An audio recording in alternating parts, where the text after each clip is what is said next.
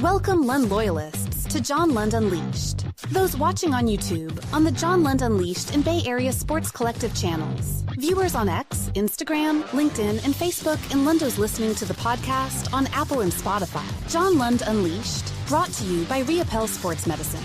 Got pain? Check out our revolutionary stem cell treatments. And guys, if low T is bringing you down, Reapel Sports Medicine can put you back in the game. Now all juiced up and ready to go, here's Johnny.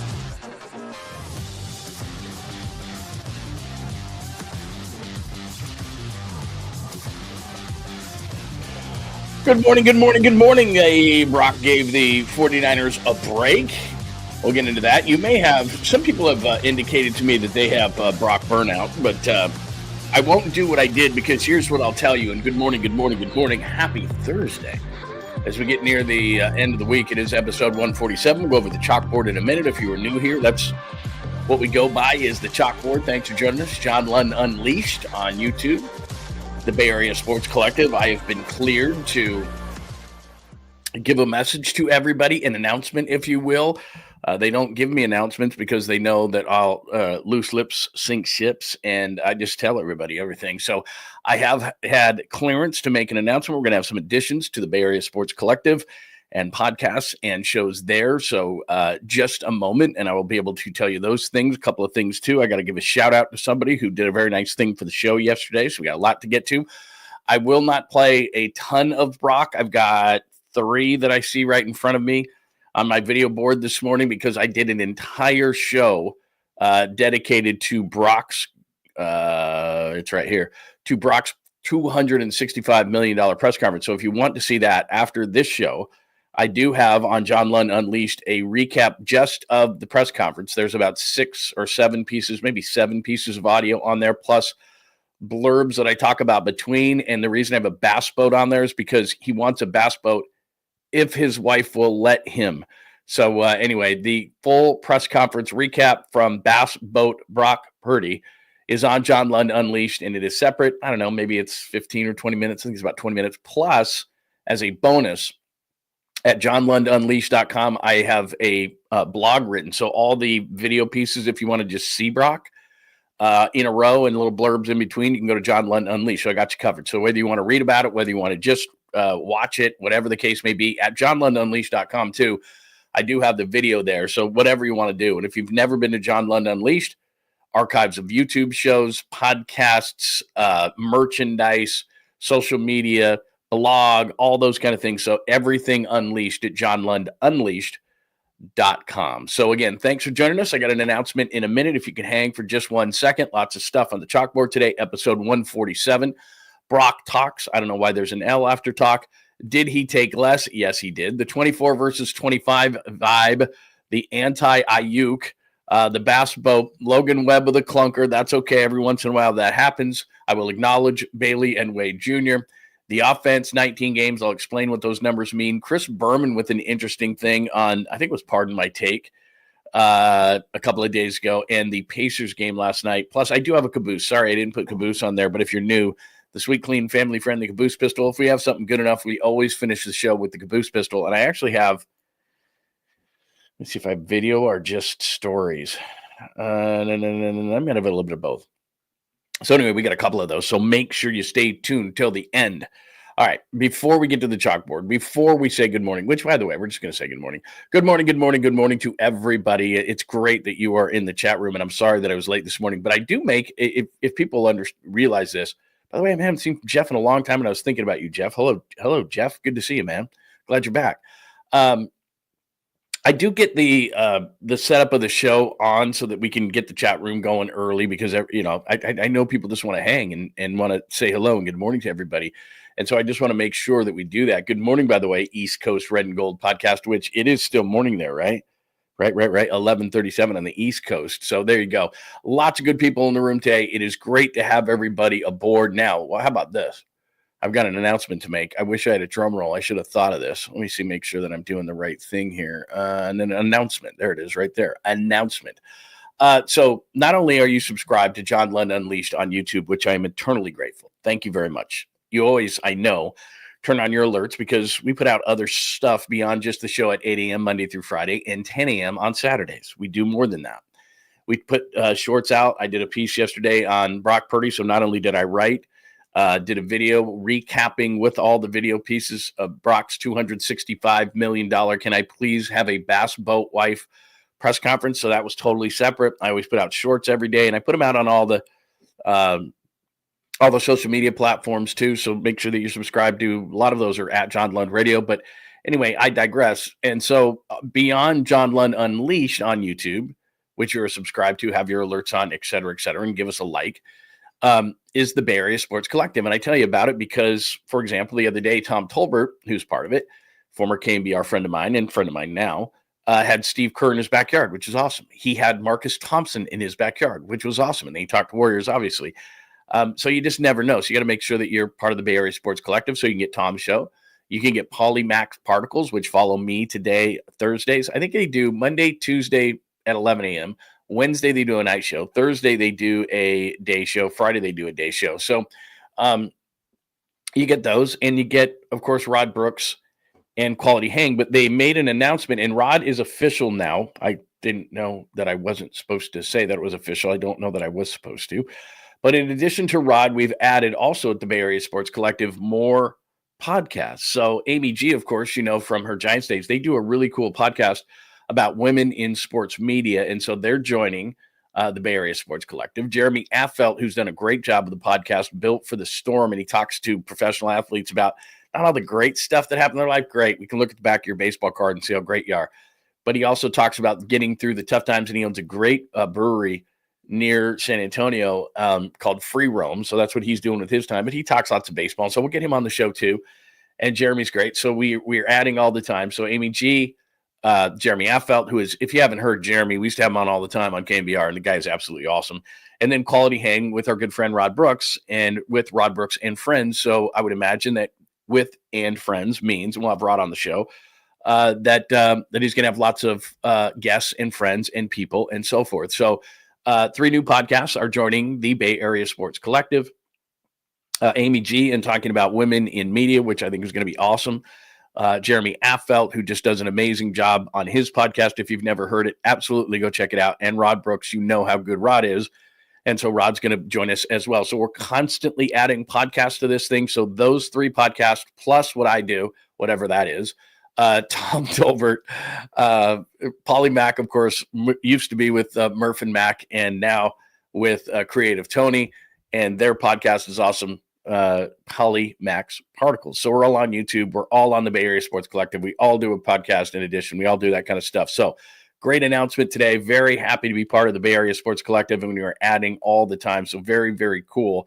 And shout out to Jeremiah Crow, who used to run KNBR. Now is helping us run the Bay Area Sports Collective, and he's the one that put these things together. So he's put some great podcasts and great YouTube shows on here. So please make sure that you subscribe to the channel at Bay Area Sports Collective, because those podcasts and those YouTube shows are joining. So there you go. And it is constantly happening more and more and more. Before, I know we have lots of stuff to get to, because that's why I was late today. Lots of great video, lots of great stuff. We got to get to all these things that are on the chalkboard. So I'm sorry that I'm delaying, but one more thing, I think 2 more things actually that I got to do quickly. You don't have to do this. You don't have to do this for the show. It's much, much, much appreciated. Like I said, we've built, if you're watching on X, if you're watching on, damn it, I always mean to hit this button and then I forget. So all these people on Instagram didn't hear a damn word I just said, but that's okay. We're fine. If you're watching on X, if you're watching on Instagram, if you're watching on any of these other platforms if you're watching on Facebook or LinkedIn, it's not like you have to do this, but it's just greatly, greatly, greatly appreciated. And I can't thank Skills and all of you, first of all, for being in the chat room, for making this a great community. But Skills put this up. I think this was on Facebook yesterday. If you listen to 95.7 The Game or KNBR, anytime this past decade, you may remember host John Lund. I appreciate that. He's now hosting John Lund Unleashed on YouTube and other platforms. And so anyway, I really appreciate it. Maybe this was on X. I'm sorry that I don't remember, but I really, really appreciate it. And I just wanted to shout you out. I really, really appreciate it. And you also always, and this is what's really cool about this chat, everybody feels comfortable enough to be like, hey, Lund, you missed this, or hey, Lund, you didn't do this, or hey, I just think it's really cool that people can shout out the show and give us free publicity and all these kind of things. And we're in the growing stages of it, and it's going really, really well. and we're getting more and more sponsors. I had a great call yesterday with a prospective sponsor who's a good friend of mine, and I think we're going to be starting to do some things and potentially some live shows with not only me, but the Bay Area Sports Collective. So we're growing every single day. And I'm not just saying this. It's been a lot of fun for me. It's going back to grassroots. I've been doing this for 30 years with radio stations and TV and writing and all these different things. And so it's just been a lot of fun to kind of do things the way that I see fit. But we've grown this great community and these great people, and it's not screaming and yelling and bitching and moaning and trolls and all this kind of stuff. It's really a cool community that everybody polices and wants to make sure that everybody's welcome. And it's really cool. So if you're listening or listening on Apple or Spotify, which we put up the podcast later, or if you're watching on X at John Lund Radio, Instagram at John Lund Radio, Facebook, LinkedIn, any of those places beyond YouTube and John Lund Unleashed in the Bay Area Sports Collective, migrate on over because it's a great group of people and we're growing the thing every day and it's a lot of fun. And if I don't screw it up, it should do okay. So anyway, thank you for letting me take like 5 or 10 minutes to talk about the new shows that are joining the Bay Area Sports Collective. Thanks, Skills, and others, everybody for being in the room the way that you are every single day. It's very, very cool. Or maybe you're watching a little bit later. That's cool. You don't have to watch the show live. It lives on. So anyway, really, really appreciate everybody and the way that the show is growing and so forth. So thank you very much for that. All right, episode 147, Brock Talks. Even though there's an L at the end of talk, I have no idea why I did that. So the main thing to me yesterday, there was a lot of things. And like I said, go to John Lund Unleashed after the show, I tell you. And you can check out Brock and potentially what his new bass boat's going to look like. So I did a total recap on the press conference. Now, in the meantime, let's play a few things that are relevant. Before I get to the money aspect, I think this is really important, something Brock said yesterday, which should give you, if you're a 49ers fan, or if you're not a 49ers fan and you're an NFC West fan or an NFL fan, should give you pause, or a national media member should give you pause to write off the 49ers this year, because I think this kind of stuff is important. This is Brock Purdy talking about getting his contract done and Kittle's contract and Warner's contract versus the things that happened in 24 with Brandon Ayuk and Trent Williams. Having the guys done and being able to get back to work and be around the guys in the locker room and just like build our culture and standard really from the ground up with all the new guys that we have. It's been pretty cool.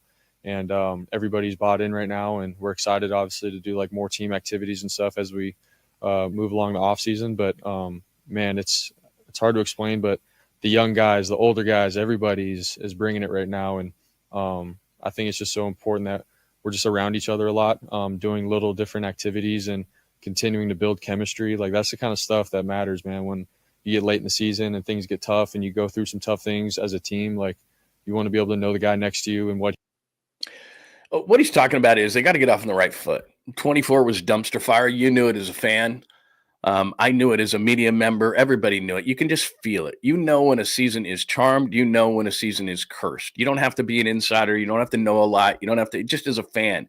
And last year in 2024, it was hoping against hope. It was knowing that the Ayuk thing was weird and Trent was weird and Pearsall getting shot and Pearsall at a camp and early injuries and McCaffrey's thing lingered and we just didn't know what was going on.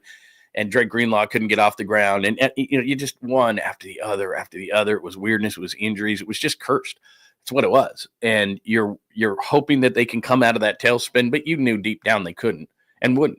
And it's the same thing with a season that is absolutely just everything is charmed, everything you touch. Think about the 21 Giants who won 107 games, and they'd have injuries, and some guy would come up from AAA that you never heard of, and you play great. Just one after the other in depth and making plays. And you're looking at yourself like, these are the same guys. It's still, Brandon Belton. It's still Brandon Crawford. And it's still like they just had that one last push in them. And it was just, we know what happened in the playoffs, but it was just a charmed season, and you could feel it. And you start to feel it as a fan that like, this is just going to be our year. Now, whether you win a championship or not, whatever, but you just know that season's going to be special. You can just feel it, and you can feel it in a bad sense. And that's what last year was.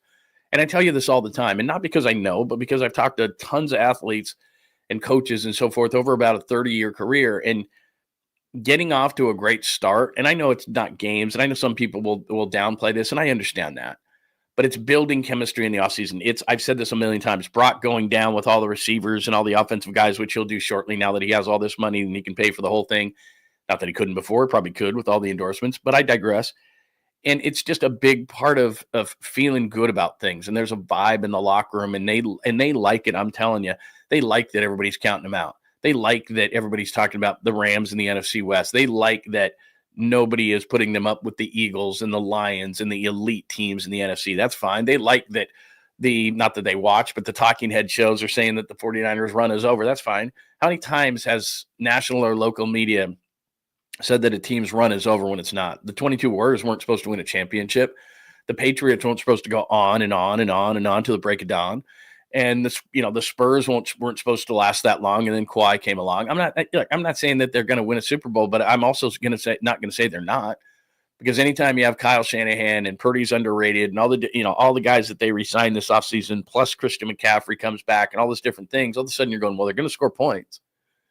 And you got Robert Saleh on the other side of the ball. Can he perform some kind of a magic? I mean, it's going to be a hell of a magic trick if he can put together like a top 10 defense. I would think maybe top 15, and I don't know how far that's going to get him. But I do know this, with the schedule and feeling kumbaya and all these different kind of things, and watching Brock during this press conference, it's like, okay, not counting them out. I'm not saying they're going to win 12 or 13. I'm not saying they're among the elite, but I am saying that it is important at the beginning of the year to have the vibe that they've got going now versus what they had in 2024. I think it's important. You can tell me I'm crazy. All right, let's get into the money part of it, because this part to me is really interesting, because there was a debate before this whole process started, and a lot of people were saying that Brock would give the 49ers a hometown discount. So before I play that video for you, I just want to show you one piece of, I don't know, what am I going to call it, proof or something like that? But anyway, no, I don't want that one. I want this one. Okay, there we go.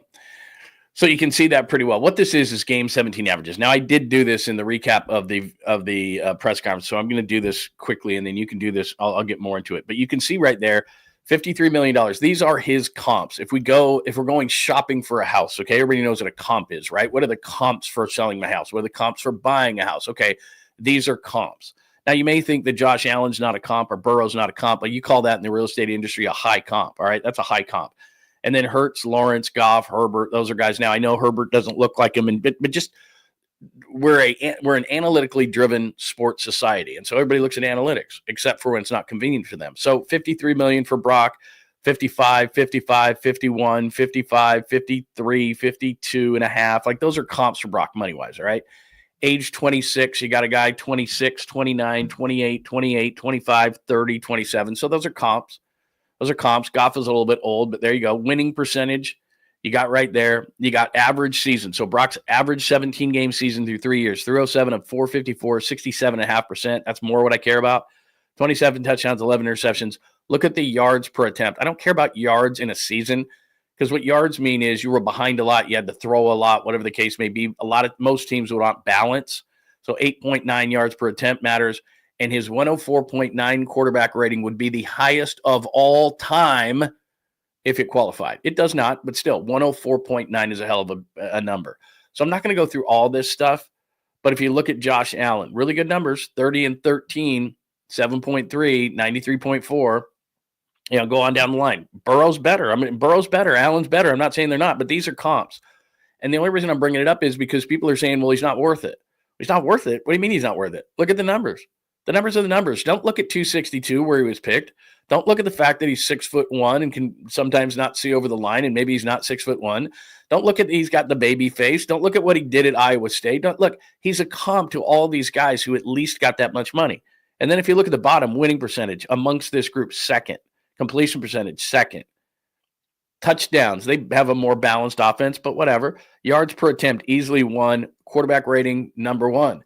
These are his contemporaries. I didn't put Mahomes in there. I didn't put Lamar Jackson. They're different type of players, and Jackson is totally different kind of a player, but he's a comp to Allen, to Burrow, to Hurts, to Lawrence. Lawrence is terrible. He got $55 million and $200 guaranteed.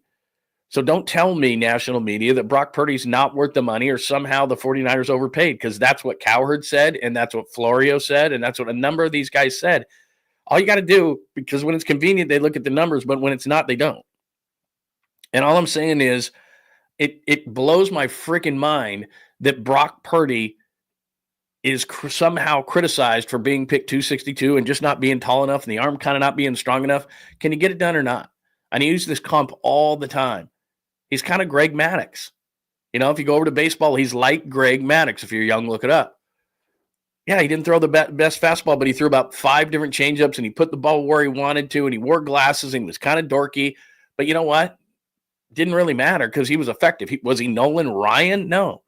The Nolan Ryan comp is kind of like Justin Herbert. He can throw it through a wall. He's 6'5", 240 pounds. He looks the part. He's athletic. He can roll right and throw it 65 yards down the field and hit a guy right in stride. It's amazing, but his numbers aren't better than Brock Purdy. He doesn't have a better completion percentage, doesn't have a better winning percentage, doesn't have a better anything than what Brock Purdy does, but he sure is sexy, and he was a top 10 pick. That's the difference. Look at a bunch of guys on that list. Number 1 overall picks. The only guy who's a second-round pick there is Jalen Hurts. He's the defending champ. Allen, top 10. Burrow, number 1. Lawrence, number 1. Goff, number 1. Herbert, top 5. That's why people are okay with their contracts, but they don't either A, watch, or B, look at the numbers. And the numbers aren't skewed. That's an average 17-game season. And last year, he wasn't very good. But the first 2 years, he went to the NFC Championship game in the Super Bowl. That's all I'm going to say. So let's go into a money conversation. So did he give him a break? Because in the national media, you would think that actually he got a great deal. He didn't. He could have got a lot more. He could have got over $200 million guaranteed easily. He could have easily gotten $55 million at least. Jordan Love got that. Trevor Lawrence got that. I mean, they got $55 million deals. Now, I'd say that Joe Burrow and Josh Allen, who are at $55 million, are underpaid. They should get more than Dak Prescott, but for some reason, that's an outlier. So here's Brock answering the question. There's going to be 2 cuts here. Brock answers the question. The question is asked a couple of different ways of whether he gave the 49ers a break.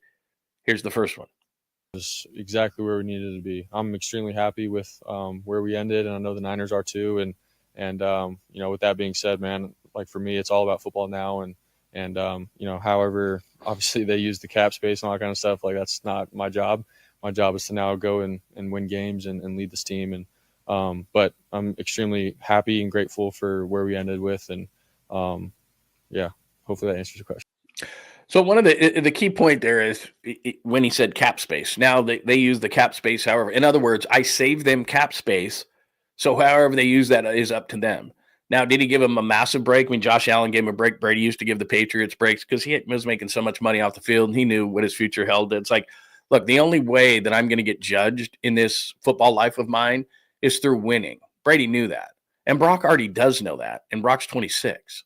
Brock knows that the only way, and he'll never say it publicly, but he knows that the only way he escapes this big stigma of 262 is not with 265, not with 265 million. 265 million is not going to erase 262 where he was picked. What will erase 262 is going to be championships, and he knows it. So why would I take every single dollar and leave myself vulnerable so that I can make more, $1 million more, or 2 million more, 3 million more, 5 million more? I'm going to give you some breaking news here. So listen closely. Brock's not going to spend that money. Brock doesn't have a posse. Brock isn't going to have a big mansion. Brock isn't going to wear diamond earrings. Brock isn't going to come in tomorrow in a gold Rolls Royce. He's not. That's not who he is. He's going to have that $181 million, which is the part that's guaranteed, is going to take care of probably 20 generations of his family. Maybe his dad doesn't have to sell quite as many hot tubs. Maybe he's going to pay off the mortgage for his parents' house. Perry High School, if you know Arizona at all, that's not in the highbrow part of town. All right. It's not poor. Don't get me wrong, but it's middle class. So if their mortgage isn't already paid off for what he's already done, because he got a bunch of endorsement money, Brock's not poor, but that money is not going to be like squandered. And it doesn't mean that because Brock Purdy could have gotten more, did, whatever the case may be, of how he spends it is certainly 100% up to him. And I'm going to play in the caboose pistol the thing about the bass boat, which is hilarious to me, and we'll talk about it, you and I. But anyway, that's part one. And the key there, though, is when he said, I don't know what they're going to do with cap space. That in parentheses, that I saved them. Here's part two that tells you that the 49ers got a bargain with Brock Purdy. So much respect for everybody in this organization from the top down. And so I think they know who I am and what I'm about. And I don't know if there was a narrative of Brock's going to take a pay cut because he's a nice guy or this or that. But for me, it's, man, I play in the NFL. There's 32 starting quarterbacks, and those guys, like it's not the easiest job in the world. And for me, with what I've done and everything, I could hang my hat on the fact that, you know, I've had success in this league, and I'm capable of leading an organization all the way to the end, the Super Bowl. I proved that. And so for me, I know who I am, and I'm going to, obviously want to get what I deserve, but also surround myself, like I said, with guys around me and not just try to take every penny for myself. But that's the whole point of negotiating. You go throughout that, you try to meet in the middle ground, and where we ended, man, I'm extremely grateful and happy with. So a couple of things that come to mind in what he said right there. First and foremost, bravo to Brock Purdy for being a little tiny bit cocky right there. I've led this team to a Super Bowl. I've led him to the end. Like you can hear in the negotiation and what his agent told him. Hey, Brock, stop being so nice. Like you led a team to a Super Bowl. That's something. Bad quarterbacks don't get to the Super Bowl. I'm sorry, unless you have an elite Chicago Bears 85 or the Ravens or whatever the case may be, some of those great defenses, the Steelers of the 70s and all that kind of stuff. Unless you have one of those elite defenses, a mediocre to bad quarterback has never been in this game. That's just the way it is. So, again, underrating Brock. The first year they go to the NFC Championship game. The second year they go to the Super Bowl. The third year, tons of injuries. But that's an excuse for most people in the national media. To me, it's an explanation. But, okay, I think he's going to be more like the first 2 years, Brock, over this contract than he is the third year, Brock, unless there's injuries. And everybody says, well, he's got to have great players around him. Every quarterback does. We've talked about it a million times, and I don't need to go back through it. You know this. Fuse logic. Jalen Hurts won a Super Bowl. I think he had some talent around him. The best teams in the NFC, Jared Goff. I think the Lions have some offensive talent, but I'll double check. So that's just kind of how it works. You're only as good as the players around you a lot of times. Shitty offensive players around a great quarterback means that quarterback, no matter how good he is, it's going to take him a minute. That's why the worst teams, they have the highest picks. They take those quarterbacks, and they struggle for a while. Why do they? Because they don't have a good enough offensive line. They don't have a good enough receiver. Is that reflective of the quarterback itself? Sometimes it is, but a lot of times it's like, I got talent. Everyone around me sucks. What am I supposed to do with it? Well, what do teams do? They draft offensive linemen. They draft wide receivers. Joe Burrow was the number one pick in the draft. What did Cincinnati do? They went out and got Jamar Chase and T. Higgins, and all of a sudden it was like, wow, this guy's pretty good. Joe Burrow by himself, as great as Joe Burrow is, and he's one of the top 4 quarterbacks in the league. He's one of that elite group of 4 that's in the league right now. They went out and got him weapons. Why do you think they did that? Why do you think Baltimore every single year tries to get weapons? Why do you think they went out and got Henry? Or I don't know. Lamar's that good. I mean, Lamar should do it himself, shouldn't he? I don't know. Might want to get an elite running back with him that's a Hall of Famer. I don't know. That kind of made a difference for Baltimore, didn't it? I don't know. So anyway, you get the point. You know this. But a couple of things that he said there. Look, I don't need to take all the money. I mean, he essentially said, I want players around him. I want players around me. I'd like to be protected in the future. I'd like to have some offensive weapons that they can re-sign. Yeah, he took a little bit less money because he's looking at it going, yeah, I could pound the table for the $200 million that Trevor Lawrence got. I'm a lot better than him. And I got 53 and Lawrence got 55, and that's bullshit. And he was the number 1 overall pick, and that's the only reason why he got that money. But you know what? I'm cool. I can't spend $181 million, and neither can 20 generations of my family because I'm going to invest it smartly. I don't have a posse. I don't need big rims on my, Sequoia that I'm going to have. I might smoke the windows just a little bit, but you know what? I'm going to dress like the Sears catalog, whether I have 181 million or 1 million. That's just what he's going to do. He's not changing his wardrobe next year. He's not all of a sudden going to bling it out. That's just not what he's going to do. So he decided, you know what my legacy is going to be based on is not 265 million for pick 262. It's going to be how many Super Bowls can I win? How much can I win? And I'm going to go down in history and people are going to bitch and moan and cry and say that he had all these advantages that all the great quarterbacks enjoy. But he just knows the only way to potentially, possibly any way that he could outrun 262 is going to be through winning, not through his bank account. Smart guy. And he's only 26 years old. And you can just tell he's not changed a bit by that. He is not changed a bit by that money. And we'll play it in the caboose pistol. If you didn't hear the Bass thing, it's hilarious. We have to have this debate. We have to have this debate. So we'll do that at the end of the show. So anyway, episode 147, that's all from Brock for now. If you have Brock burnout, I completely understand that. Did he take less? The 24-25 vibe. Anti-Ayuk, what I meant by that, and I didn't play the cut. I do have that in the recap at johnlundunleashed.com. I did release last night at about 9 o'clock, the press conference recap. So that's in that, if you want to find that at johnlundunleashed.com in the videos. But he talks about essentially, and he's not taking a shot at Ayuk. He just talks about how he wanted to maintain who he was. And I think Brandon Ayuk, unfortunately, and we all probably would have done it this way. I certainly would have.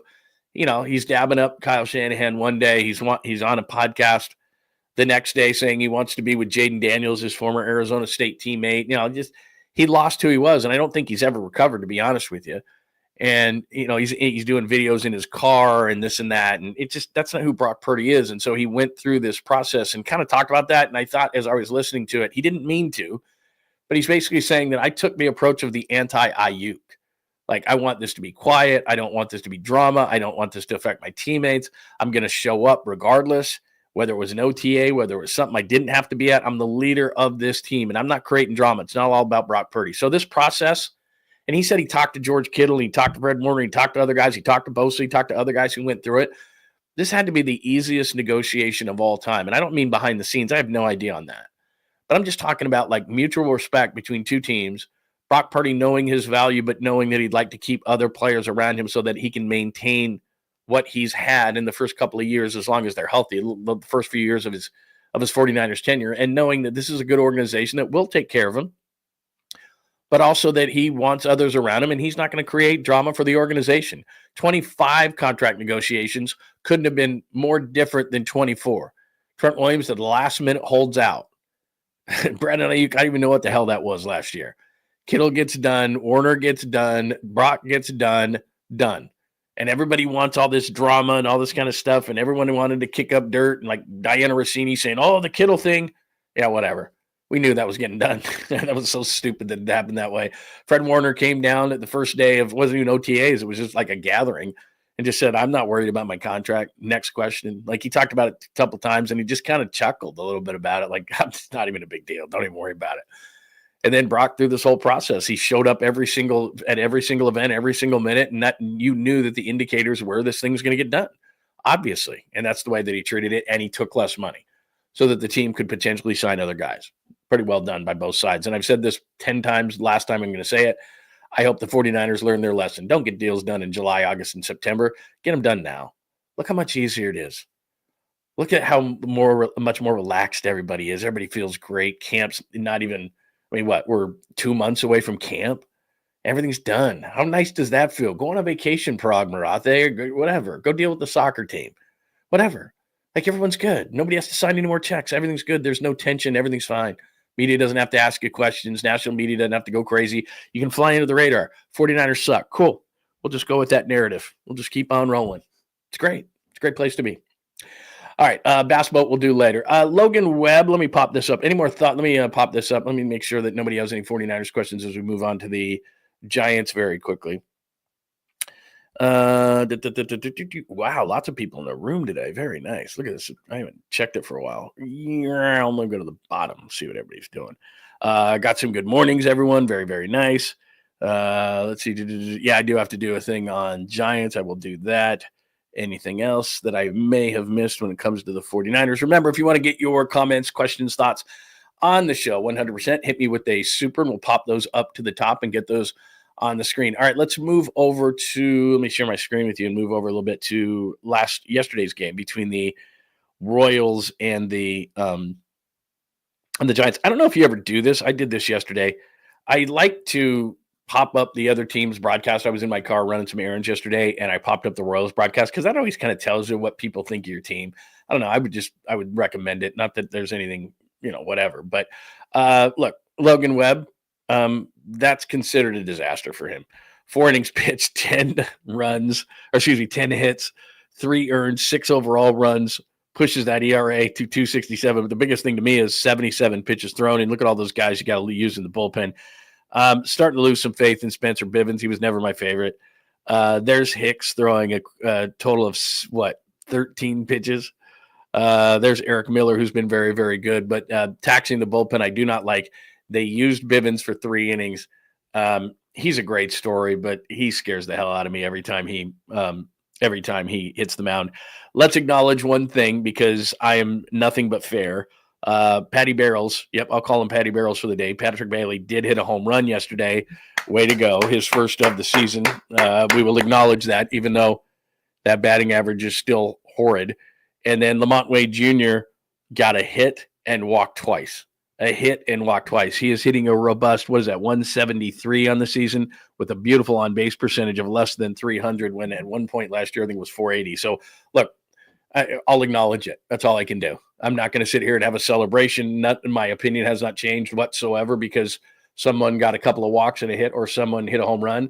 I'm not advocating replacing Patrick Bailey because that's not going to happen. He's a really good defender. You can't have two L's at the bottom of your order like the Giants do and think you're going to contend, especially in this ultra competitive wild card chase that they're in. I'm not even looking at the Dodgers. So please, please, please, as I always say, get a first baseman. But that's okay. For one day, he walked twice and got a hit, and Patrick Bailey hit a home run. Congratulations. I have to acknowledge that, and I did.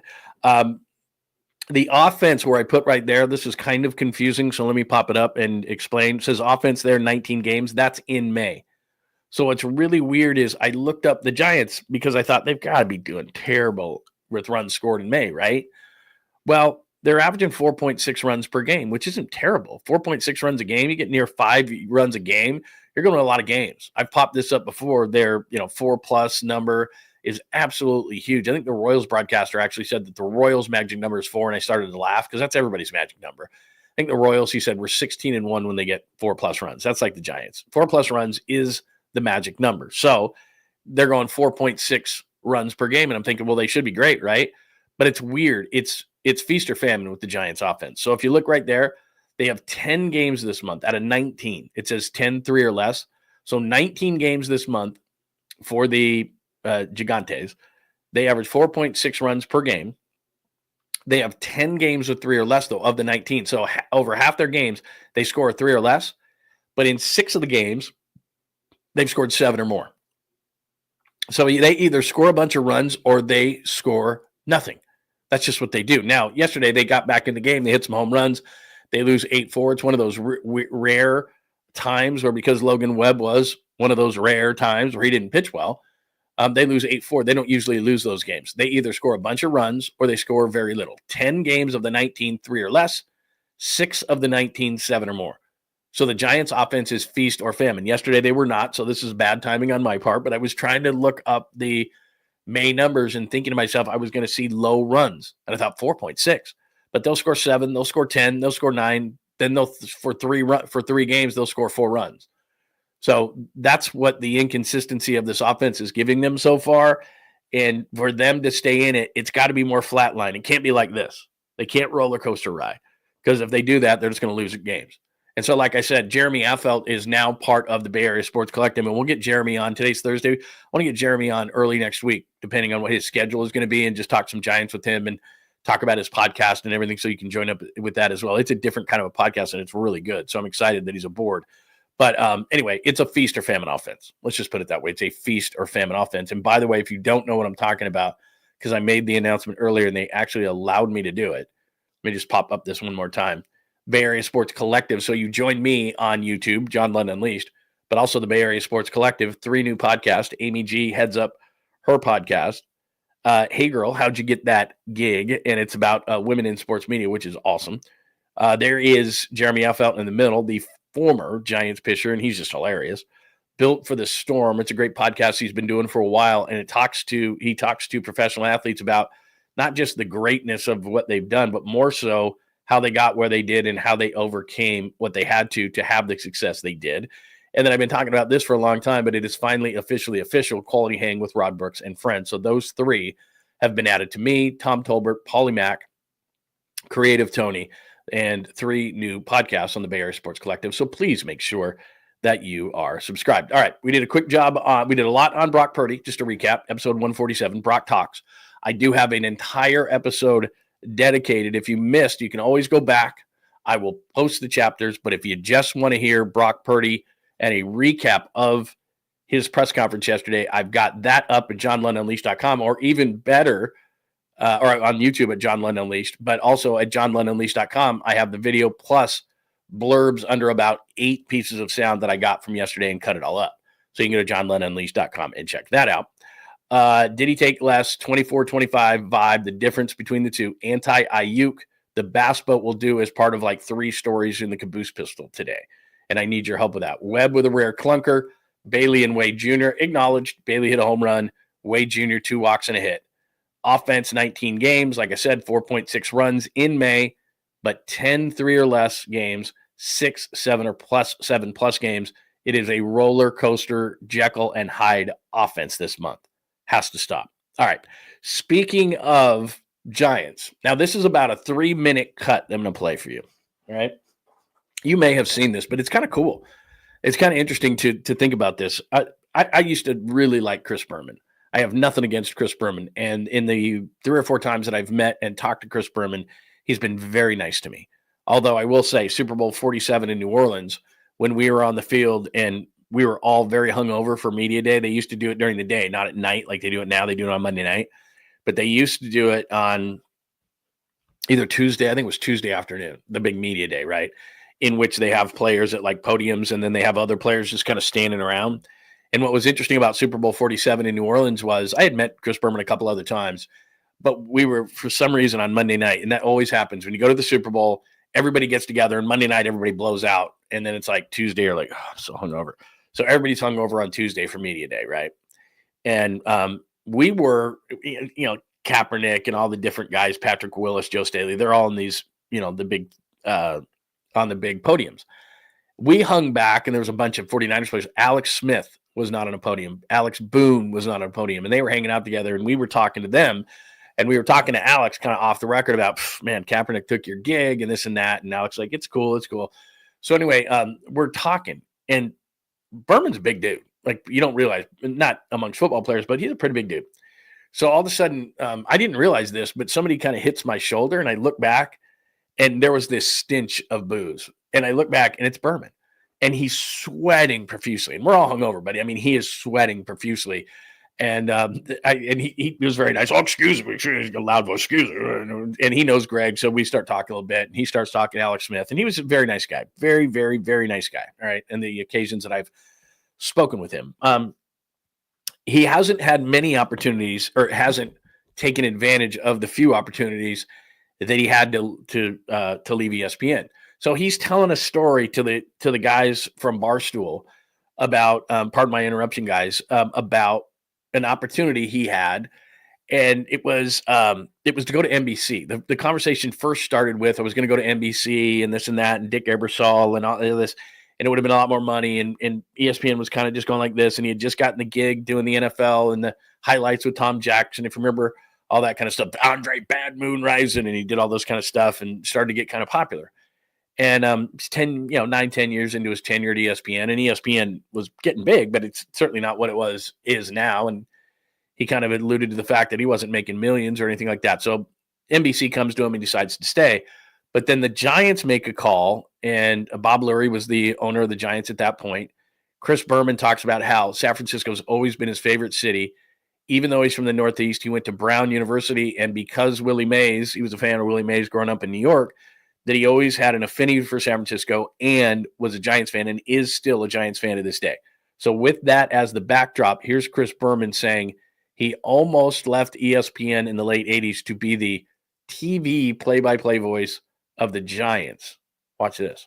Story that I rarely bring up. Rarely. This is a year before. So it sounds like I'm looking to leave. I'm not. But I'm like this. From 85 to 89, I'm like this, okay? And the ESPN was like this, more importantly. So I'm a San Francisco Giant fan, as you know, above everything, even though I grew up Northeast. Willie Mays, 7 years old, in the World Series. He's a Giant.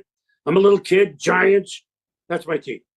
The owner of the Giants then, Bob Lurie, great San Franciscan. Said I got a call from it. I got to know them a little bit. I'm going on here, but this is a story I rarely tell. I get a call from his office. I'm so-and-so. I'm Mr. Lurie's assistant. When the Giants are playing the Mets late in May, he'd like to have lunch with you at the 21 Club. Now, I mean, what? First of all, the 21 Club, my club is McDonald's, okay? So what can you get for $21 in 1988 at McDonald's? Hell, meals for a week. Yeah. So we meet, and there's nothing, oh my God, I'm a young guy. I take the train in, a couple hours, we meet, and he goes, well, up till now, most teams, the announcers are hired by the station they work for. But just about a year or two before that, teams were hiring the man guy or woman, but let's just say guy at the time, was a team employee. I don't know when that happened in Chicago with Harry or with Jack Buck. I don't know, but it was starting, but only like one. He goes, next year we're going to hire, it's going to be our hire. We think you'd be a great San Francisco Giants play-by-play guy. Oh, man. Well, I've not done it other than Brown baseball, all right? But it was one of my goals to do the Giants. Right. And I told him, I said, well, we just got football, and I'm kind of that guy. We didn't have baseball yet again. And I said, but this is, and it would have been a salary increase. At that time, oh, God, yes. Not ×4, but ×2, maybe. Never discussed. Moved to the Bay Area, which I love from afar. Young kid, family, I'd be hired by them. He goes, well, think about it. You call me in a day or two. So I did. And I said, Mr. Lurie, I can't believe I'm telling you this. It's been my life dream, but I'm going to have to turn it down. And here's what he said. What good guy he is. After what you told me yesterday about ESPN, about the NFL, and you're the host, you're Brent Musburger, you made the right decision. How about that? So a few things as I'm watching that, and I looked over on the chat here, and some people are like, "Oh, I know the story." I didn't know that story. I didn't know that it was going to be Chris Berman. Now he goes on to say in that podcast that anymore he wouldn't have been in ESPN and he wouldn't have been the Giants TV guy. No, I don't know. I don't know how good Berman would have been, but he made the right choice in that certain guys are play-by-play guys and color guys and everything, and other guys are studio guys. And just by his bombastic nature, Chris Berman, and his gigantic personality, he made the right choice. He's more of a studio guy than a play-by-play. Now, ESPN has given him opportunities, second NFL games or baseball stuff or certainly home run derby. We know that. And I think my opinion on it, but I'll give it to you in just a second. And I don't know how we would have been. But obviously, given the great broadcasters, given that he just said TV, Krug and Kuip are Giants TV. Now, they would probably still be Giants TV. I don't know if that would have been different. How you make decisions in life and you think, if I would have taken that left turn in Albuquerque, oh my God, it would have this whole thing of the universe, and oh my God. And there's been movies made of you made this choice. If you would have made this choice, it would have been this. What was it, Nick Cage or something like that? Remember, he was the rich executive. But then if he would have made the choice, he would have been like the family dad in New Jersey or something like that. I can't remember what that movie was called. But anyway, we all think about that. God, what if I'd have done this? What if I'd have done that? What if I went to school here? What if I'd have married that girl? What if I would have, we all think about that in life, right? What would I have done? So Chris Berman's kind of going through that whole thing. What would have happened? And then, to me, it's like, well, would Krug and Kuip have been the TV guys? Would Berman have gotten fired? Would Berman have stayed? Because as he's saying that, or as he's talking about that gig, and remember, this is late 80s. So he's long gone, and I'm Krug and Kuip are probably still the guys or whatever. And I don't think Berman would have been very good. But then again, remember, Charlie Steiner came from ESPN, and Charlie Steiner, voice of the Dodgers forever.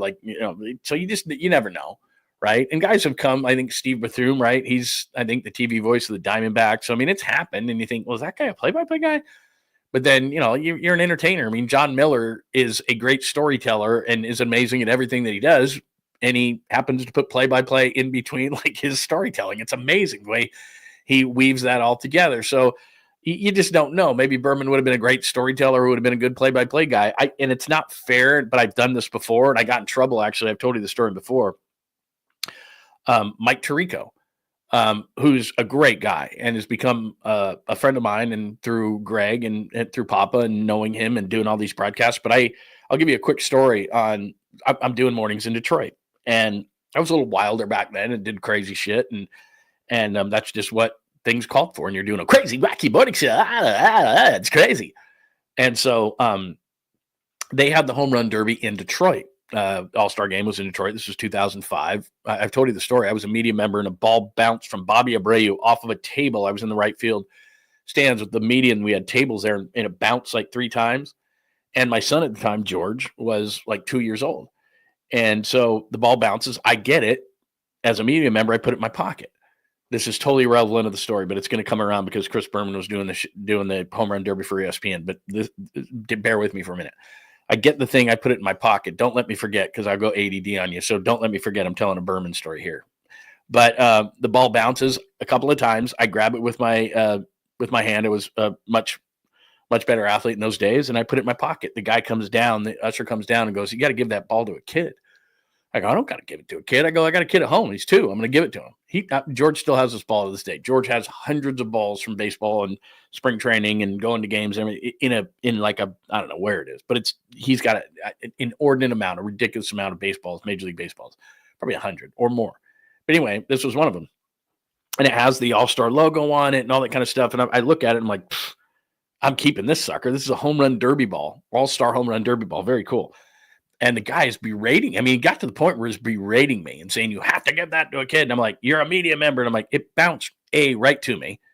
And B, I got a 2-year-old at home and he's getting the ball. Now get away from me. Like I started to get pissed. We started getting into like a fight a little bit. Guy came down. I was like, "Is there a problem?" I'm like, "No, there's not a problem."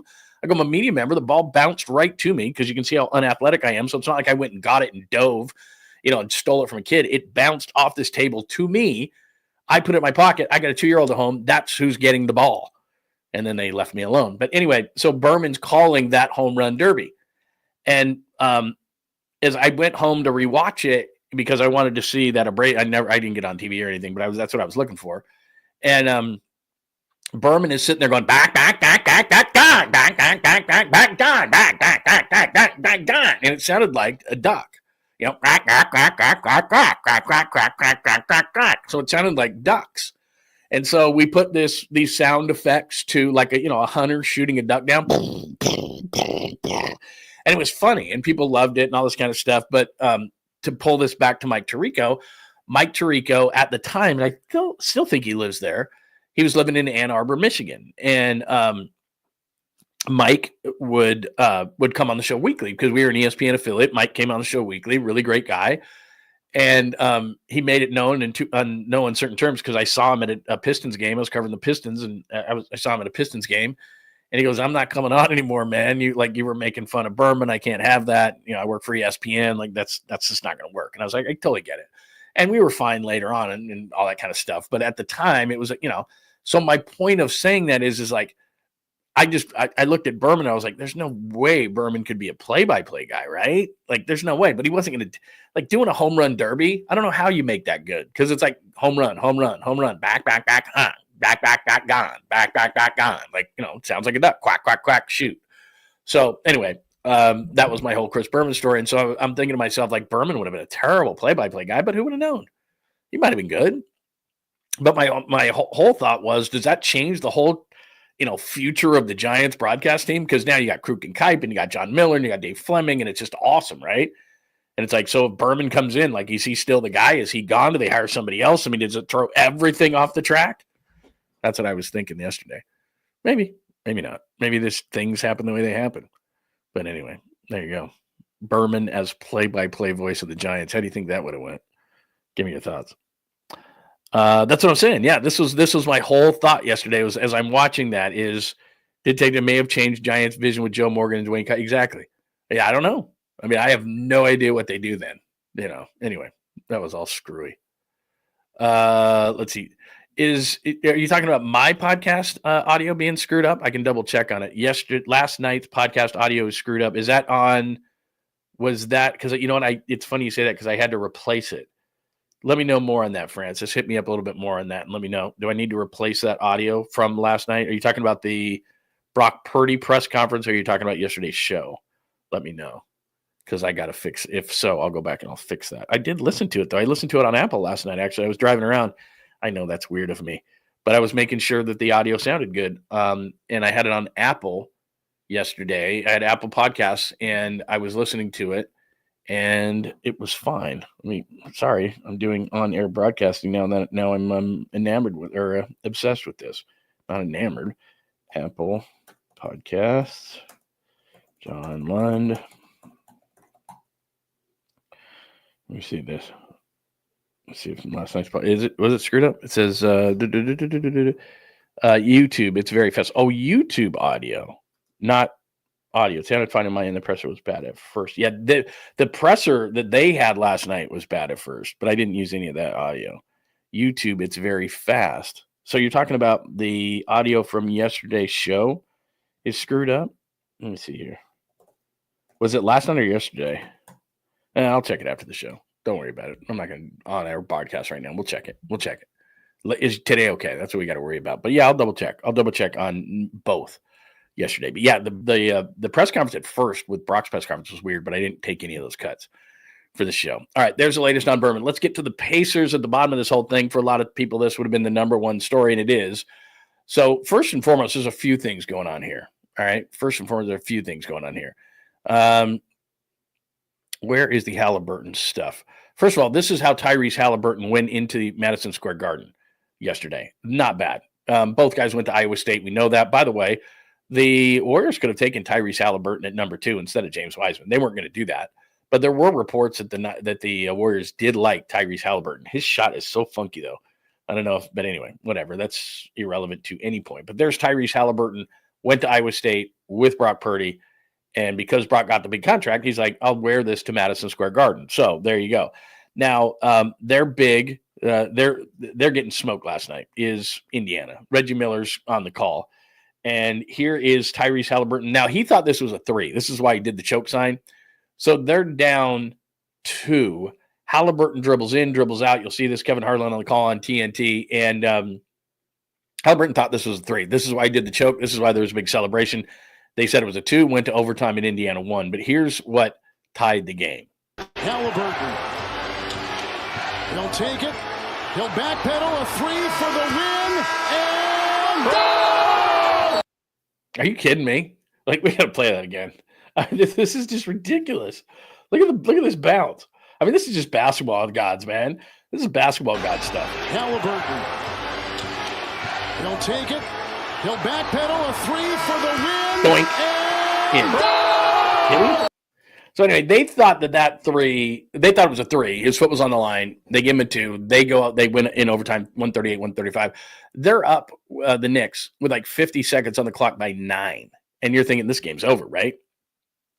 Indiana comes back, probably because of the Brock jersey. Here's Halliburton after the game talking about the choke sign, and Reggie Miller's on the sidelines for TNT pointing right at him because Reggie obviously was the originator of the choke. Like plotting on it or anything.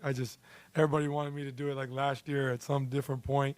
But it's just gotta feel right. And it felt right at the time. If it would have been, if I would have known it was a 2, I would not have done it. So I think I might have wasted it. If I do it again, then people might say I'm like, Look, I love everybody being a showman. I don't know that I would have done that in game 1. There it is right there. I don't know if I'd have done that in game 1. He did think it was a 3, so that's why I did it, and all the Pacers poured onto the floor. They had to play. Here's what's amazing to me. After he did that and after they had that furious comeback at the end, and Neesmith was hitting shots, and it was crazy all over the place, and it was a great game. But I thought, well, he did the choke. They ran onto the court. They got emotionally spent coming back in that game. I think the Knicks are going to win the game, but then Indiana played great in overtime, and it ended up winning it 138-135. So that's the Pacers side of things at the bottom there on the chalkboard. I do have a sweet, clean, family-friendly caboose pistol. Now, I have a few different ones here, and they're all a little bit different. So let me get the open for you for that. And by the way, if you're new to the show, thank you so much for joining us. It's John Lund Unleashed on YouTube, the Bay Area Sports Collective, and we have new podcasts and YouTube shows there. Thank you for watching on Instagram at John Lund Radio, at John Lund Radio on X as well as Facebook, LinkedIn, and other platforms. So make sure that you come on over to John Lund Unleashed. If you would give us a like, if you would please get those alerts on, because we'll have 3 or 4 more things that we'll put out today. And please hit us up with a like before you get out of here today. We would much, much, much appreciate it. And before I do go to the sweet, clean, family-friendly caboose pistol, do remember, and I'm due for a trip there just to say hello to my friends. It is Dr. Jeffrey Riopel and Riopel Sports Medicine. And I tell you all the time, my wife is feeling great. Last night, watching the game, she didn't really want to watch the game. She was in there with me because she likes to hang out with me for some reason. She's watching on something else on her iPad with earphones on. But normally when she does that, it's an ice pack on the shoulder. It's an ice pack on the elbow. This water's bleeding all over the couch, all those kind of things. Nothing on the foot, nothing on the elbow, nothing on the shoulder, because Dr. Riopel and the stem cell treatments that she's had done, it's been a couple of months. So she's probably, I don't know, she might be due for another one here shortly. But she feels great. No problems with the shoulder, no problem with the elbow. She can walk everywhere. Like I said, she had some heel issues, and we were in Vegas a couple of months ago, and there you go, man. She just turns to me and says, "Thank you, Dr. Riopel, because I can walk." This is no lie. He was one of the first doctors in California to do stem cell. He did it on Bartolo Colon. All Bartolo did was like pitch forever. So I don't know if there's a correlation. I'm not saying there is, but I'm just saying he did it. He's one of the first in the state. So he's in San Ramon. You can either hit that QR code right there to get yourself an appointment. It'll take you right to the website, or you could just Google it. Dr. Jeffrey Riopel, Riopelle, Dr. Jeffrey Riopel in San Ramon. And they do all sorts of other procedures beyond the ones that I tell you about. So hit that QR code right there. If you don't hit the QR code, then make sure that you Google it. Dr. Jeffrey Riopel in San Ramon. They do tons of different procedures. I'm just telling you about my wife and the success that she has had with stem cell. It's been absolutely remarkable. And I'm not just telling you that. You know me. I'm going to tell you the truth on this stuff. It has been life-changing for her. And then I do the low T. And I've been doing low T with other doctors and other places for years and years. But I'm telling you, again, truthfully, that because it's so easy. So I take a blood test. It comes back. This is how low you are as far as your testosterone. He boosts me up to the levels I should be. I feel better. My metabolism's faster. I'm in a better mood. I have more energy. That's a fact. I believe in the low T treatments because I've been doing them for years. But with Dr. Riopel, it's such a great procedure because it's every 4 months. It's not a weekly shot. It's really easy, and I feel great. So Dr. Riopel is awesome. He does those procedures for us in our family, but he does others as well. So make sure either you click on that QR code right there with your phone, and it'll take you straight to the website, or what you can do is you can just Google it and tell him I sent you over. It's important. Tell him I sent you over when you call to make the appointment. Hey, Lund sent me over from John Lund Unleashed. What you can do for me? They'll make sure that they take care of you. So whatever it is, the procedure that you want to do, and there's other things that he does, tons of other stuff. Men, women, all sorts of great procedures. He is the best. So send him over or go over. Tell him I sent you over, Dr. Jeffrey Riopel. All right, let's get to it. It is time for your sweet, clean, family-friendly caboose pistol. And we have I think we have 3 things today. I think we're very busy with the sweet, clean, family-friendly caboose pistol today. A few different things, one piece of video, and then a couple of things we need to discuss. John Lund Unleashed presents the caboose pistol. Wedged in the crack of her buttocks. Somehow, someway, Lundo thinks this is the best way to leave a final impression on you for the day. The old caboose pistol, everybody has one. Did you say caboose pistol? I know some women who could hide a machine gun in there. Yeah. Leave me out of this, you weirdo. Here's John. I'm not a weirdo. I just report news. Let me do the non-video portion of the show. First of all, were you on BART yesterday? Did you see this at all? And by the way, I'm a big fan of the studio. I'm a couple of episodes behind, but I recommend the studio with Seth Rogen. Very good show about him running a studio, and he's just making parodies of it all because he's been doing this for so long. He's a studio head. Great show. But it says here in the SF Standard, why, yes, you did see Seth Rogen and Olivia Wilde riding BART. A star-studded film took over multiple SF locations this week, including a BART station and an SF middle school. Did anybody see? And would anybody say anything? Like, I would. Like, if I saw Seth Rogen and Olivia Wilde on BART, I'd be like, what are you doing? And plus, I hope BART cleaned it up a little bit. I hope that they, got some of rid of the riffraff, maybe did a little cleaning, a little mopping, got some, some needles off the floor, those kind of things. Maybe made sure the escalators were working and they weren't gummed up with crap and all sorts of stuff like that. And elevators are working and everything was good. I hope so. I don't know. Did you see Seth Rogen and Olivia Wilde riding on BART? I don't know. No idea. Plus, I didn't know he had that bald spot in the back like that. Not that that matters, but there you go. So anyway, they were riding on BART. Interesting. I don't know the movie. I have no idea what it's about. But anyway, the movie was shot in San Francisco, and for some reason they needed to use BART. And I'm sure that, you have cameramen and everything. They probably cleared a car, don't you think? I mean, it's like they have cameras. It's not like they're riding BART just for the heck of it. I mean, there's cameras around and everything. You're going to record it. Like Seth Rogen didn't just go, well, I guess I got to ride BART. Like, obviously there was cameras. So maybe they cleared a car now that I think about it. Probably. Anyway, and hopefully they had that air conditioning in that car because sometimes they don't, and it's been warm. You ever been in a BART car with no air conditioning? It's pretty uncomfortable. Anyway, there's that part. There's one. Let's play the Barkley part second, because when we play the Brock Bass Boat, that's going to take over the show. So this has happened to me. The reason I'm going to play this is because it gives me a reason to tell stories, F-bomb stories, and not knowing you're on the air stories. So here is TNT last night, and Charles drops an F-bomb, which I don't even think is a big deal anymore. They're on cable, whatever. Everybody's heard it. Like, we all got kids. It's like, yeah, they're all a bunch of angels, and they never hear this word. Here's Charles Barkley and the TNT crew. Somebody left their mics up last night. They were also winning 10 games. I can't believe you were trying to wedge that in when I'm trying to tell him what the vote was for MVP. I'm sorry. In just a second, as we continue here from New York. Can you believe that he never made a defensive team? They were also winning 10 games. I can't believe you were trying to wedge that in when I'm trying to tell him what the vote was for MVP. I can't believe let's say these guys who vote don't know what the fuck they're doing. He's incredible for sure. So anyway, it's that used to be such a bigger deal. It's really not anymore. I mean, we're all kind of desensitized to it. We all watch cable. We all watch shows. Kids know all that stuff. I mean, please. I don't know who we're protecting everybody from. It's not even that big of a deal anymore. Everybody always loves it when it's like, oh, hot mic, and they start listening to stuff. I got to tell you from experience, it's the most terrifying thing ever. Like, in your mind, your heart starts beating really, really fast because you don't know. Like Charles Barkley right there, it doesn't matter. Charles Barkley just had these guys who vote, and he's talking about the awards, like defensive player or whatever. He goes, they don't know what the fuck they're talking about. And so he's offending writers, and the writers are like, "Grr." But so what? Charles would say that to their face. I mean, he doesn't care, but you don't know, like, who did you offend? You know, who did you say? What did you say? Because since text came in, for example, and what you do when you're in a studio, for example, whether it be TV or radio, in some studios you can turn off your mic. In other studios you can't. So in the studio, I'm right away I turn off my mic. Right, it's one of the first things I do. But sometimes what'll happen is you have a new board operator, and they'll keep your mic up, so you could turn it off, but it could still be on. And lots of times I just leave the studio. If I'm going to talk, I leave the studio. But sometimes you'll forget, and you'll be talking back, and there's what's called the talk back button to your producer. And accidentally, I've hit the on air button when it was supposed, because they're right next to each other. So talk back means I could be, there's a guest on, right? Or something like that. And my mic is on, but I hit talk back and it doesn't go over the air. And I'll ask my mic, hey, where's that read I'm supposed to read? Or, hey, how much longer does this guest have? Or what time do we have to be out here? Or, whatever the case, you're producing on the air.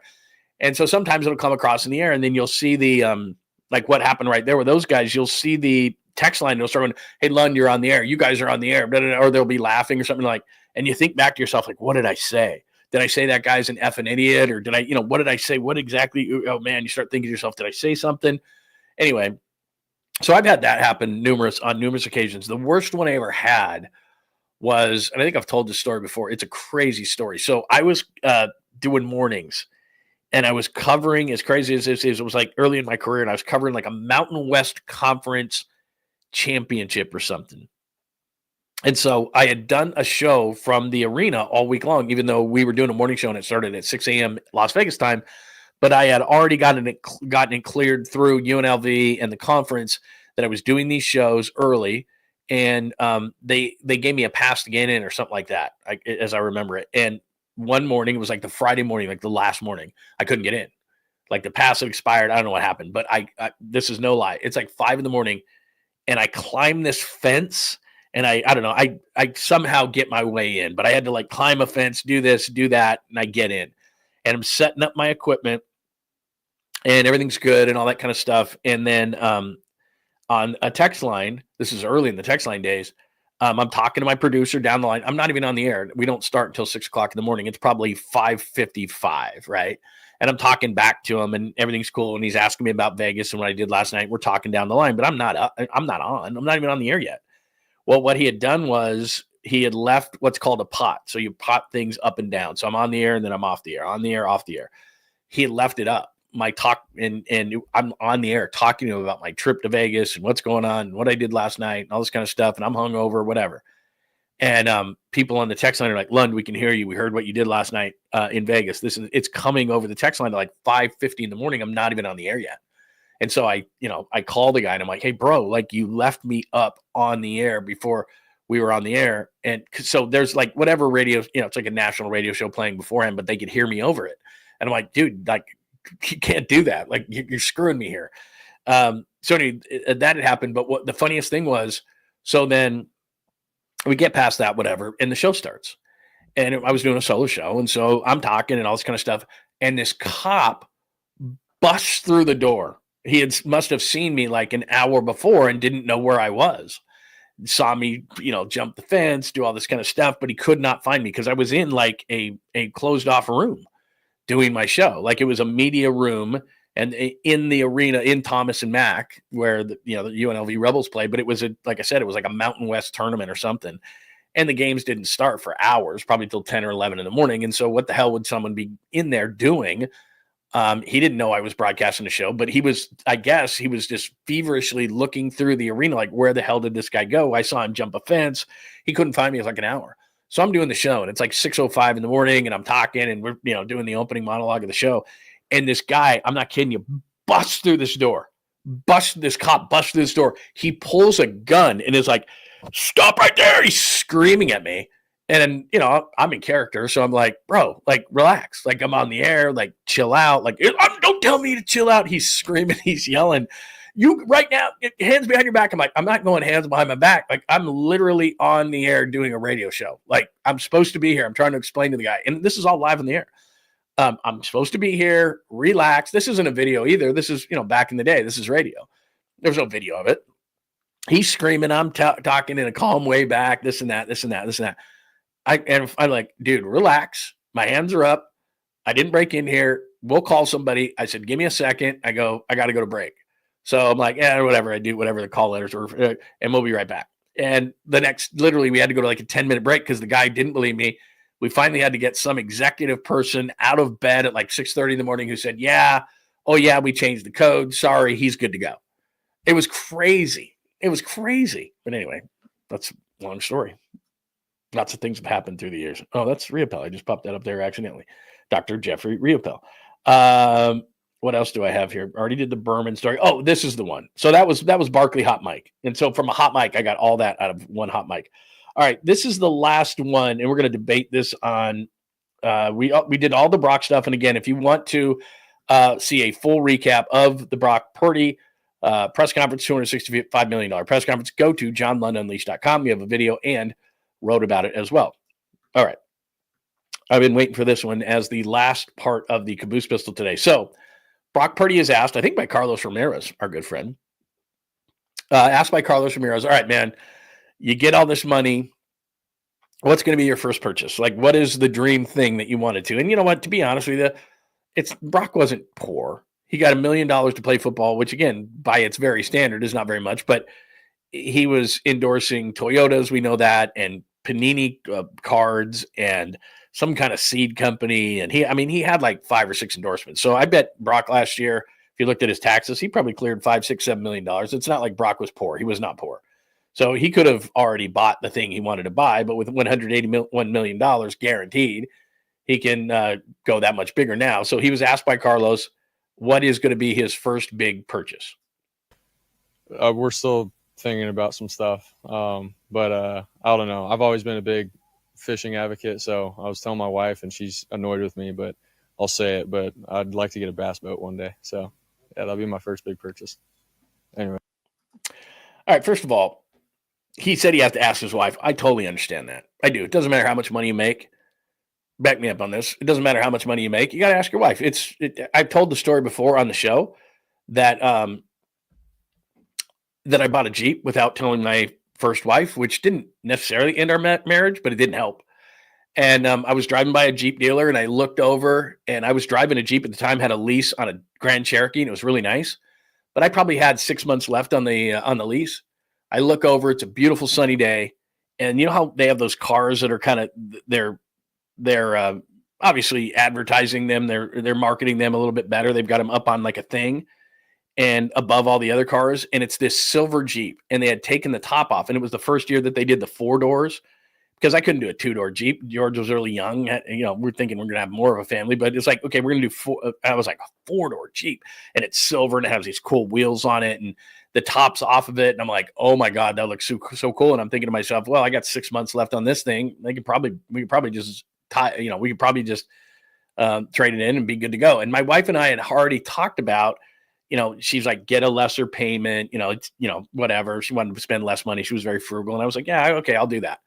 And so I'm out driving and I look at that thing and it's a beautiful sunny day. It's in the summer. And I'm like, oh my God, that thing is awesome.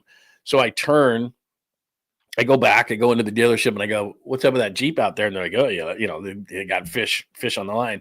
And they're like, yeah, I don't know. Why don't you give it a drive? Why don't you give it a test drive? So they didn't take the whole back off, but they had, if you've ever had a Jeep before, a modern day Jeep, they have these panels that are just like, they take 2 seconds to take off. So you got the front, there are 2 panels in the front and you can take those both off and then you can still have the back. And it took like 2 seconds. And I was like, oh my God, this is awesome. And so me and the guy we're driving on the freeway and I'm thinking, this is really cool, midlife crisis kind of a thing. And oh my God, this thing's awesome. So I'm like, well, I got a Grand Cherokee, 6 months. What do you think? And they're like, boom, boom, boom, boom, boom. I don't call her. I buy the thing. So I come driving home and ironically enough, she's driving the other way. We're both in our neighborhood and she's driving this way. I'm driving this way and we pass each other. And she does one of these like, what the what?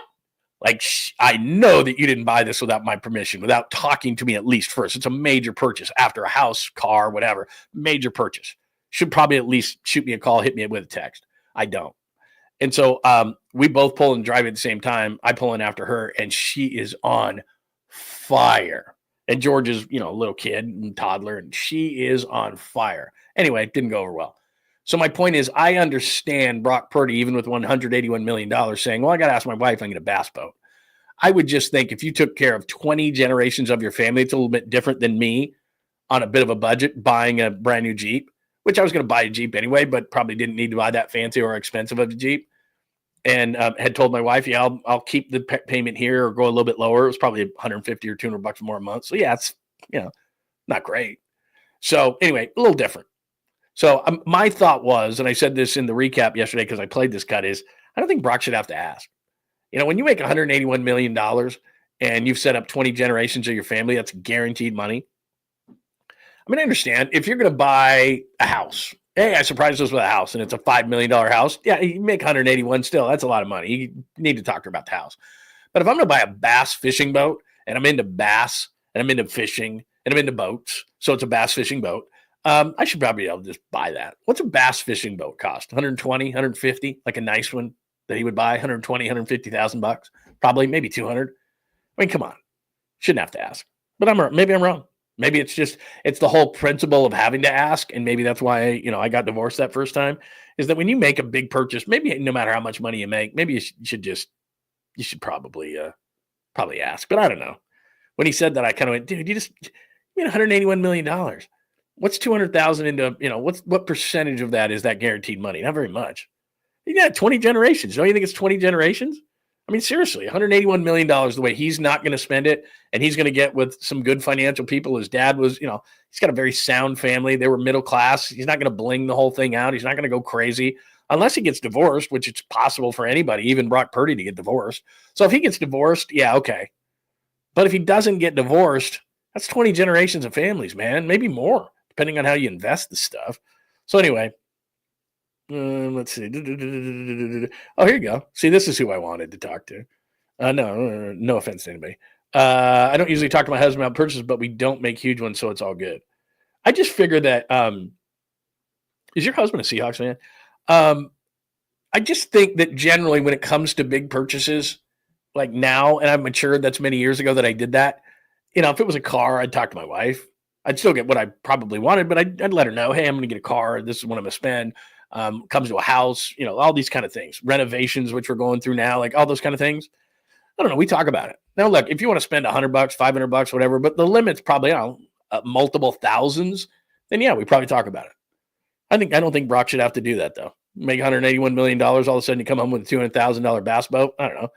I mean, Brock could buy the boat, the lake, the fish that they're going to, put in the lake. He could buy a house on the lake to put the boat on the water that he bought with the fish that were put into the lake that he bought too. And I don't know, all that would cost maybe $1 million and it'd still be fine. Anyway, give me your thoughts. Let me see here. There's another one right here I want to make sure that I get to. I told him to sell the old. look, when you're average people like you and I are, it's like, yeah, you if it's a major purchase, you inform the significant other. You have a discussion about it. Doesn't mean you can't have what you want, but it's like you at least say, look, this is what I'm doing. Athletes and entertainers and people who make lots of money, they live in a different world. Like, I'm going to buy this. I think Floyd Mayweather, if he has a significant other, asks if he can buy a certain necklace or whatever. I just, probably should, but doesn't. I'm sure he doesn't. Anyway, there you go. All right, that is an extended version of the sweet, clean, family-friendly caboose pistol. I hope you enjoyed it, and plus gave me a reason to tell stories, which I always like to do. It is our great friend Dom, who says, awesome day for the Bay Area Sports Collective. Web updates coming today.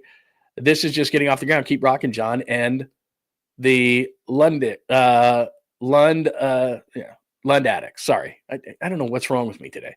Lund addicts. I love it. I love all the different kinds of Lund things, by the way. Lundaholics, Lund, this and that. I love it. By the way, Dom does a great job. And we got to make sure, I got to get this to Krug, man, because we got to do merch for at least bottom of the pint. And I would like a bottom of the pint glass so that when we do the show on Friday nights, that we can do that. But yeah, and let me just prop that up one more time. The reason why Dom is saying that, and thank you, Dom, always you can get 100% guaranteed on the show with your thoughts, questions, comments, thoughts with a super. And thank you, Dom, for donating to the show today. It is more than appreciated. Let me just pop this up one more time before we jump. Make sure that you're joining not only John Lund Unleashed, but the Bay Area Sports Collective, because right there, adding officially today, Amy G's podcast, Girl, How'd You Get That Gig, which talks about women in media, which is awesome. Adding that. Built for the Storm, that is Jeremy Affeldt, the former Giants pitcher. And if you haven't heard Jeremy, we'll have him on the show next week and talk some Giants, but also about his podcast. It's a killer podcast where he talks about, you're really successful, but how did you get there? Like, Built for the Storm, how'd you get there? What'd you go through? It's a great podcast. And now YouTube show with us. And then official, I've been telling you about this for a long time. Maybe I shouldn't have been, but I was. Quality Hang with our good friend Rod Brooks and Friends, Quality Hang. So great reason that beyond not only the Tom Tolbert Show, Polymax Particles with Creative Tony, and all of those podcasts that we just added. So make sure the Bay Area Sports Collective, not only John Lund Unleashed, but the Bay Area Sports Collective. And if you would join, that would be great. So both places on YouTube, John Lund Unleashed and the Bay Area Sports Collective, because we're adding new shows all the time. And that is the show. What is this? Episode 147 on a Thursday edition. We'll be back for the Friday edition tomorrow. Make sure you have those alerts on, because today I've got another piece I'm sending out. I'm writing another piece. The latest on Brock Purdy, by the way, is at johnlundunleashed.com on the blogs, where you can get archives of shows, archives of podcasts, merchandise, what else? Social media, all those kind of things at johnlundunleashed.com. Please make sure that you put your comments right underneath the show. So whether you're watching now and you have comments, hit me up there and I will get back to you. Or you're watching the show a little bit later. That is absolutely great. Love it. You don't have to be here at 8 a.m. Monday through Friday or 10 a.m. on Saturdays to enjoy the show. Appreciate that you're watching. You can put your comments there as well. I'm always accessible, mostly on X at John Lund Radio. If I'm not here on YouTube, hit me up at John Lund Radio on X. Thanks today for watching on Instagram as well. Watching as well on LinkedIn and Facebook. Any of those platforms are just fine. But if you'd migrate over to John Lund Unleashed on YouTube, that'd be great. Get those alerts on, and please hit the like button so that the algorithm will say you're not half bad. Everybody have a great Thursday, and make sure you hit Bay Area Sports Collective for those new podcasts and YouTube shows. Have a wonderful, wonderful Thursday. Thanks for hanging out with John Lund Unleashed. We'll try to be better next time, though I wouldn't hold my breath. Please like and subscribe on the John Lund Unleashed Pod YouTube channel. Watch live shows weekdays at 8 a.m. on YouTube, Instagram, and X. And make sure to have your alerts on for shows throughout the day or night. All things Lund can be found at johnlundunleashed.com. johnlundunleashed.com. Goodbye!